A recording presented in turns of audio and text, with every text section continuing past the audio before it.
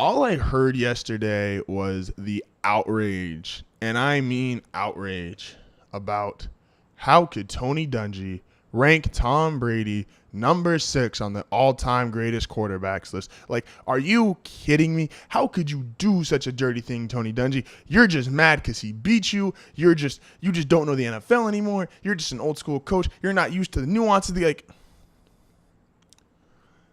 Did anyone sit there and consider, well, maybe he's right? A lot of times we hear stuff and just the initial response makes us so mad.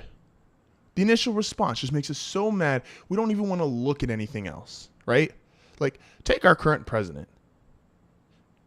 Love him or hate him, the immediate reaction that Donald Trump, that made everyone so mad, immediately nullifies anything. He might come out tomorrow and come out with a cure for cancer, and people will still not like him, and they're just never going to like him. You know, take presidents in general. If you are a hardcore right winger, you were never going to like Obama, no matter what he did. If you are a hardcore left winger, you were never going to like Trump. You were never going to like George Bush. With Tom Brady being ranked number 6, it's because he's probably number 6. Not even probably. And there's a very good case to make a number 6. There's a very good case. In my own personal list, I'd probably have a number 9 or 10. How come? Not how come. As human beings, we always fit what we want for our argument. We generally, even though everyone likes to say, oh, I'm consistent, I'm the same with this, this, and this is what I value, we're always willing to tailor it and change it for whatever argument we're in. Think of the greatest basketball player of all time, right? We put Michael Jordan as the greatest basketball player of all time. Why? Because to our eyes, or we tell ourselves to our eyes, that's the best we've ever seen. So why don't we use that logic with football? Because Tom Brady's not the greatest your eyes have ever seen at quarterback, unless you've literally just been blind and only watched and you only have vision when Brady's on the screen. He's the most accomplished quarterback, 100%. You have to give him that. You cannot deny him that. But Bill Russell's the most accomplished NBA player, and we don't say Bill Russell's the greatest player of all time. We recognize his greatness. You can't take his rings from him, but he's not the greatest of all time. Think about this. I made the case on Wednesday when I was talking about Ezekiel Elliott. Michael Vick was the greatest quarterback I've ever seen. In fairness to the other guys who I've just simply watched tape on, I admit there's a clear difference in watching tape and watching real time.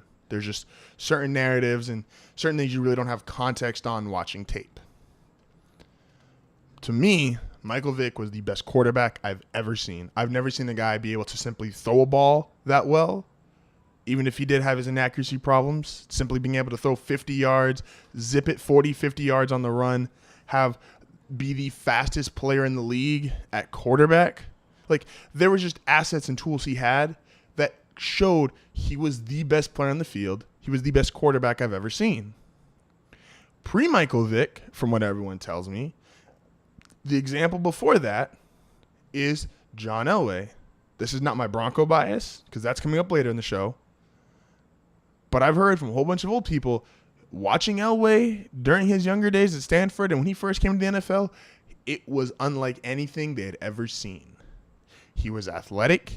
He was not the pure speed that Michael Vick was, but he could run. He had a cannon of an arm, and he threw a pretty fucking football. Tom Brady, despite all his accomplishments, doesn't throw the prettiest football. He's not even considered a good athlete. He's a well-conditioned athlete because his diet is so strict, but he has to do those kind of things because of the athlete that he is. This is, for example, why, if you ask me who's the best corner in the league, I will go 100 out of 100 times, give me Patrick Peterson before I get Josh Norman or Richard Sherman.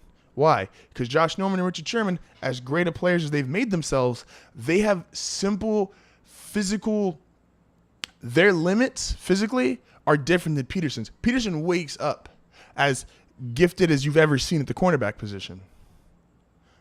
Josh Norman and Richard Sherman did not. They had to work themselves up and became great players, but there's a reason why they were fifth round draft picks. Those guys have to work harder. Those guys have to do more to get less.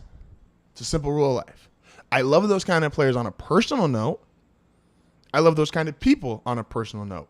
But you can't deny the pure talent and pure ability of these other guys like a Patrick Peterson. I talked about Calvin Johnson, Randy Moss. There's just guys who wake up and they're just better than you. John Elway wakes up. Give everybody that they put in the prime of their career, John Elway wakes up and he's the greatest quarterback we've ever seen.